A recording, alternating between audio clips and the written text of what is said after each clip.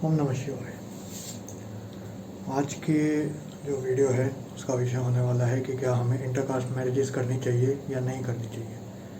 तो काफ़ी सोचने के बाद मैं इस निष्कर्ष तक पहुंचा हूं कि हमें इंटरकास्ट मैरिजेस पर रोक लगानी चाहिए।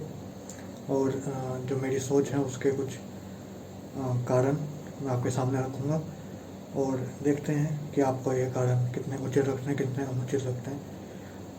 हो सकता है समय आने पर या समय के साथ इन कारणों में थोड़ी अनुक्रमिक उन्नति भी की जाए, इनको या तो बढ़ाया जाए या घटाया जाए, जैसा भी अध्ययन होता है या अनुभूति होती है कि कुछ उचित है या अनुचित है उस अनुसार। तो प्रथम शुरू करते हैं कि जो एक मनुष्य होता है हमारे हिंदू धर्म में, उसको जो उसके बनने के हैं वो 3 कारण होते हैं, गुण, कर्म और स्वभाव। श्रीमद् भगवद गीता में भी बताया गया है कि चातुर्वर्णम मया श्रेष्ठम गुण कर्म विभागश्च। तो यह प्रथम है कि हिंदू धर्म में अगर हम देखें तो किसी भी मनुष्य के निर्माण में गुण कर्म का बहुत प्रभाव होता है, और उसी के साथ मैं कहना चाहूँगा कि थोड़ा स्वभाव का भी प्रभाव होता है। तो उसी अनुसार गुण, कर्म और स्वभाव, यह 3 कारण बनते हैं जिसके अनुसार एक मनुष्य अपना सब कुछ कर पाता है। अब सबसे पहले हम देखना चाहेंगे कि जो अगर हम हिंदू धर्म की बात कर रहे हैं और उसमें जो एक मनुष्य, अगर हम अभी की ना बात करें, 2021 की ना बात करते हैं, उस काल में जाएं जब जैसे महाभारत, वैदिक काल और रामायण काल, इन सब कालों में जाएं, अगर समय इनका देखें तो जितने भी मनुष्य होते थे वो वर्णाश्रम धर्म का पालन करते थे। तो हमारा जो हिंदू धर्म है उसका जो मूल सिद्धांत हम कह सकते हैं कि वर्णाश्रम धर्म भी है। हर मनुष्य को वर्णाश्रम धर्म से होकर ही आगे बढ़ना पड़ता था। तो आजकल हम जो देख रहे हैं वो हम देख रहे हैं कि वर्ण को ही एक तरफ से देखा जा रहा है और आश्रम को बिल्कुल ही हटा दिया गया है। बहुत सी ऐसी जगह मैंने देखा है कि जहाँ केवल वर्णों की बात होती है, और तो वहाँ आश्रम की बात बिल्कुल भी नहीं होती है कि हमारे 4 आश्रम भी हैं। 4 वर्णों की बात सब करते हैं, बिल्कुल करनी भी चाहिए, जितना आपका ज्ञान बढ़ेगा उतनी अच्छी बात है, परंतु 4 आश्रम की बात कोई नहीं करता है। तो यह भी एक विषय है जो चर्चा करने वाला है। तो इस हिसाब से हमारे जो वर्णाश्रम धर्म है उसमें 4 वर्ण हैं, ब्राह्मण, क्षत्रिय, वैश्य और शूद्र। उसी हिसाब से जो आश्रम से हमारे वो हैं 4, ब्रह्मचर्य, गृहस्थ, वानप्रस्थ और संन्यास। यह 4 आश्रम हैं और यह 4 वर्ण हैं। तो अब सबसे पहले जो हम आज का मेरा जो पॉइंट है वो ये है कि आज जो हम वर्ण की बात करते हैं वो वर्ण बिना आश्रम के नहीं हो सकता। आजकल बहुत जगह मैं देखता हूँ जहाँ वर्ण की बात होती है कि भाई हम तो ब्राह्मण हैं, हम क्षत्रिय हैं, लेकिन हम आश्रम धर्म का पालन नहीं करते। ठीक है, हमें कोई मतलब नहीं हमारे आश्रम धर्म से, हमें कोई कुछ नहीं, उनको पता भी नहीं होता है कि हमारा आश्रम धर्म है कौन सा। अब आते हैं हम 3 चीज़ों की ओर, जैसे मैंने कहा था कि एक मनुष्य का निर्माण होता है, वो है गुण, कर्म और स्वभाव। एक पल के लिए मान लेते हैं कि आपके जो गुण हैं उनको हम थोड़े समय के लिए साइड में रखते हैं, बात करते हैं कर्म की। तो सबसे प्रथम विषय जो बात आपको जानने वाली है वो ये है कि आपका प्रोफेशन, आपका कर्म नहीं है। मैंने बहुत से ऐसे बच्चों से बात करी है, ऐसे बच्चे ही नहीं, बहुतों से ऐसे बात करी है। उनसे मैंने पूछा है कि भाई आपका क्या वर्ण है, और अगर आप जैसे प्रोफेशन है आपका, अगर उस हिसाब से देखे जाए तो आपका क्या वर्ण होगा। तो बहुतों को ऐसा लगता है कि जो उनका प्रोफेशन है वो उनका वर्ण है, पर ऐसा नहीं है। यह ध्यान रहे, आपका प्रोफेशन आपका कर्म नहीं है। व्यवसाय इज़ नॉट इक्वल टू कर्म। तो अब मैं आपको बताता हूँ कि जो 4 वर्ण थे उनका क्या कर्म था, उसी अनुसार देखते हैं। तो मनुस्मृति में अध्याय 1 श्लोक नंबर 88, अध्यापन मध्याह्नम यज्ञम याजनम तथा दानम प्रतिगृहश्चैव ब्राह्मणाम कल्पयत। इसका अर्थ है कि ब्राह्मण वर्ण को धारण करने वाले मनुष्य के लिए पढ़ना पढ़ाना तथा यज्ञ करना, श्रेष्ठों और श्रेष्ठ कार्यों में दान देना और लेना, यह 6 कर्म निर्धारित किए गए हैं। अगर आप सोच रहे हैं कि आप केवल किसी यूनिवर्सिटी में पढ़ा रहे हैं इसलिए आप ब्राह्मण हैं, या आप सोच रहे हैं आप किसी यूनिवर्सिटी में पढ़ाएंगे तो आप ब्राह्मण हैं, नहीं, आप गलत सोच रहे हैं। इसी को आगे प्रभावित करते हुए और भी एक्सप्लेनेशन करते हुए एक और श्लोक दिया हुआ है जिसका जो मैं आपको बताता हूँ। यह है ब्रह्मणा वेदेन परमेश्वरस्य उपासनेन च यः सः वर्तमान विद्यादि उत्तम गुणयुक्तः पुरुषः। इसका अर्थ है कि वेद और परमात्मा के अध्ययन और उपासन में तत्कालीन रहते हुए विद्या आदि उत्तम गुणों को धारण करने वाला व्यक्ति ब्राह्मण कहलाता है। और इसी के अनुसार मनुस्मृति में भी मनु महाराज ने ब्राह्मण के जो कर्म है वो आपको बताए गए। अब चलते हैं कि क्षत्रिय वर्णों का क्या कर्म है। क्षत्रिय वर्णों का कर्म है प्रजा नाम रक्षणम दान मिज्याध्ययनमेव च विशेष प्रसक्तिश्च क्षत्रियश्च समासतः। अर्थात प्रजाओं की सभी प्रकार की रक्षा करना, दान देना, यज्ञ करना, करवाना, वेदादि शास्त्रों को पढ़ना तथा विषयों में आसक्त न रहकर जितेंद्रिय रहना, यह संक्षेप में क्षत्रिय वर्ण धारण करने वाले मनुष्य के कर्म हैं। ये हैं जो आपको मैंने बताया 2 वर्णों के कर्म। तो व्यवसाय कर्म नहीं है, ये आपको ध्यान रखना है। अब चलते हैं कि इंटरकास्ट मैरिजेस क्यों नहीं करनी चाहिए। इसका सबसे प्रथम जो वो है मेरा तर्क वो यह है कि हमारी हर कास्ट की, आज 2021 की मैं बात कर रहा हूँ, 21वीं सदी में कास्ट को हटाना असंभव है। यह आप ध्यान रखिए। अगर आप किसी फैंटेसी वर्ल्ड में जी रहे हैं कि भाई हम तो अभी भी वही हैं, हम तो वर्ण में हैं, हम वो हैं, यहाँ ये है, भूल जाइए उन चीज़ों को। 2021 की जो वास्तविकता है वो ये है कि कास्ट है और वर्ण नहीं है। ध्यान रहे, कास्ट है, वर्ण नहीं है। वर्णों का पालन करने वाले बहुत कम लोग हैं और उनमें सबसे ऊपर हैं वो ब्राह्मण जो अभी भी मंदिरों में कार्यरत हैं, जो आचार्य पद पर निर्मित है, वो हैं ब्राह्मणों में जो वर्ण आश्रम धर्म का पालन कर रहे हैं। जो प्रथम तर्क है वह ये है कि हर कास्ट की अपनी कुछ प्रथाएं हैं, फेस्टिवल मनाने के अपने कुछ प्रकार हैं। मान लीजिए कि आप नॉर्दर्न किसी पार्ट से हैं तो आप जैसे नवरात्रि मनाते हैं वैसे बंगाल में नहीं मनाएंगे, बंगाल में जैसे मना रहे हैं वैसे सदर्न साइड में नहीं मनाएंगे। और इनमें भी अगर आप देखें, अगर आप नॉर्दर्न में ही देखें तो जितनी भी कास्ट हैं उन सबका अलग अलग प्रकार है कि वो नवरात्र कैसे मना रहे हैं।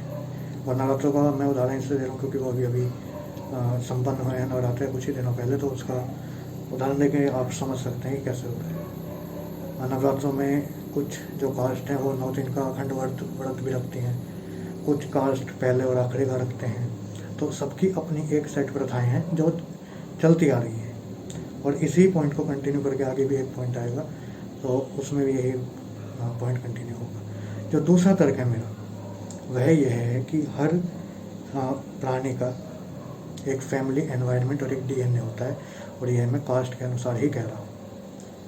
अगर हम अपने पीछे देखें अब तक जितने भी हैं लोग हमारे पूर्वज, उन्होंने अगर इंटरकास्ट मैरिज नहीं करी है तो एक डीएनए चलता आ रहा है और उस घर का एक फैमिली एनवायरनमेंट चलता आ रहा है। यह ध्यान देने वाली बात है। अगर मैं कह रहा हूँ कि आपकी कास्ट मान लीजिए दुबे है तो आपके घर में कुछ ऐसी फैमिली एनवायरनमेंट होगा कि आपको बचपन से कैसे रेज किया गया है और कि आपका डीएनए में क्या चल रहा है वो तो हम नहीं देख सकते, पर हम सब जानते हैं कि डीएनए में भी का भी बहुत प्रभाव होता है कि मनुष्य कैसे आगे बढ़ता है। तो यह जो डीएनए वाली बात है ये आती है स्वभाव में। स्वभाव के अनुसार हम देख रहे हैं इस समय कि सबका अपना एक फैमिली एनवायरनमेंट है, सबका एक डीएनए है। इसको हम साइकोलॉजी में कहते हैं नेचर वर्सेस नर्चर, और जहाँ तक मैं कहता हूँ इसको मैं कहता हूँ नेचर एंड नर्चर, क्योंकि हर जगह वर्सेस नहीं होता है, हर जगह भिड़ंत नहीं हो रही किसी की। नेचर और नर्चर दोनों ही एक मनुष्य को आगे बढ़ाने में कार्यरत रहते हैं। तो नेचर वर्सेस नर्चर जो है हमारा वो बिहेवियर को गाइड करता है, हमारे स्वभाव को गाइड करता है। तो हर एक कास्ट का अपना, अगर उनका डीएनए वैसे चलता आ रहा है, इनका इंटरकास्ट मैरिज नहीं हुई है तो उनका एक अलग डीएनए है, बिल्कुल सही बात है।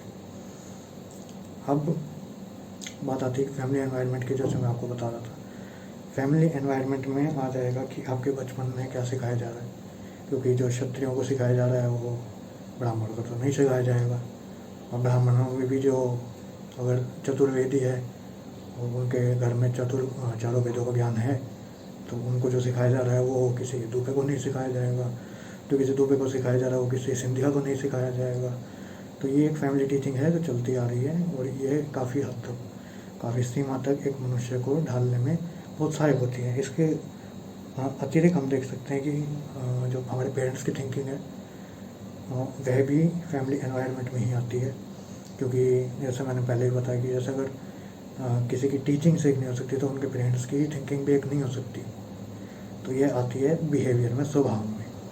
अब जो सबसे अंतिम तर्क है वह ये है कि आपको इंटरकास्ट मैरिज इसलिए नहीं करनी है क्योंकि आपको अपने जो आपका पूर्वज ऋण है, जो हम कहते हैं पितृ ऋण हिंदू धर्म में, उसका आपको निर्वहन करना ही है।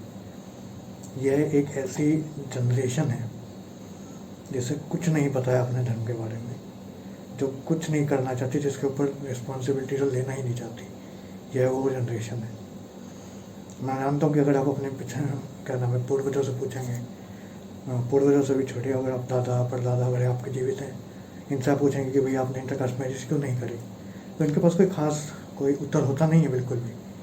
बस इनके जो पूर्वज करते रहे जो ये करते रहे, तो यही होता है प्रोटेक्टिंग अ लीनिएज। मैं मान सकता हूँ कि उन्हें नहीं पता, पर कहीं ना कहीं उनके मस्तिष्क मन में यह चल रहा था कि उनको अपनी पितृ ऋण उतारना है। और पितृ ऋण उतारने में एक यह है कि आपको अपनी लीनिएज कंटिन्यू रखनी ही होगी, और लीनिएज कंटिन्यू रखने के लिए आपको इंटरकास्ट मैरिज से बचना होगा। और इसके अतिरिक्त भी अगर आप मेरा एक तर्क सुनना चाहते हैं तो वो यह है कि आपको अपनी ब्लड लाइन प्योर रखनी है। You have to keep your blood line pure. Hindu धर्म में अगर सब कुछ ही मिक्स हो गया तो यह हिंदू धर्म बहुत ही डाइल्यूटेड फॉर्म में हो जाएगा। जो हमारे इंटरकास्ट मैरिज के क्या नाम है डाटा है, वह ये दिखाता है कि बहुत से राज्यों में इंटरकास्ट मैरिजेस हो रही हैं, मतलब उनका आरंभ हो चुका है पिछले कुछ दशकों में, जिसमें राजस्थान जो है उसमें सबसे कम इंटरकास्ट मैरिजेस देखने को मिली हैं। और यह इस बात पर मैं राजस्थान के जितने भी निवासी हैं उनका मैं हार्दिक अभिनंदन करता हूं कि उन्होंने यह इंटरकास्ट मैरिजेस का कीड़ा अपने अंदर नहीं घुसने दिया है। और मैं चाहूँगा उनसे कि वो जितना हो सके इंटरकास्ट मैरिजेस से बचें। हम अब उस समय में नहीं रह रहे हैं कि हमारे कर्म के अनुसार हम कुछ भी करेंगे।